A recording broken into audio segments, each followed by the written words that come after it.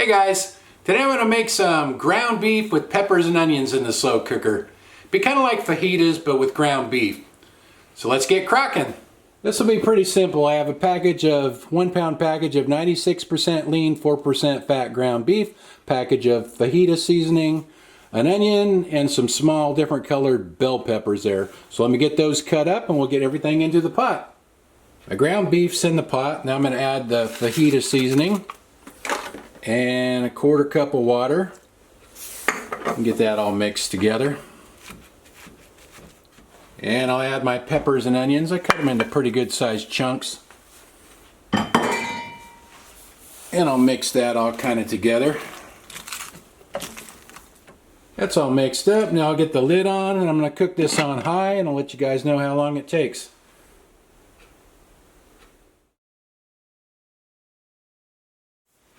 It's been an hour and a half. I'm going to check on this.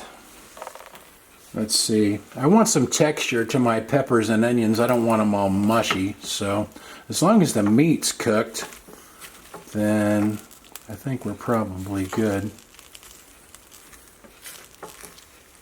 Yeah, I think I'm going to shut this off right here and just stir it up a bit and break the meat up a little more. And then we'll try it out.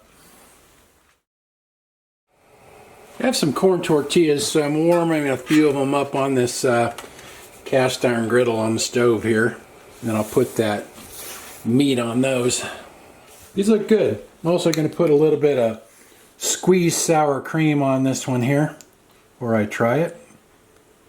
Like that. And then if you haven't seen frozen avocado, you can buy it frozen like that. So put a few of these chunks on there. It's been thawing out in this bowl.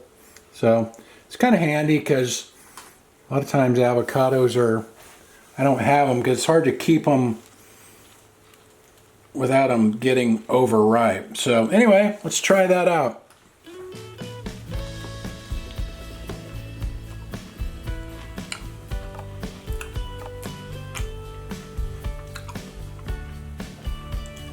That came out good. Good flavor. The peppers and onions have a bit of a crunch to them, which is how I wanted them, so pretty happy with that.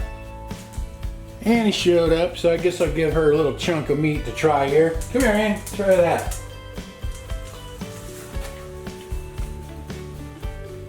Looks like it's Annie approved.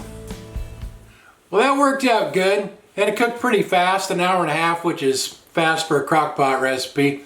Anyway, I'll write the ingredients in the description like usual. Thanks for watching. See you guys next time.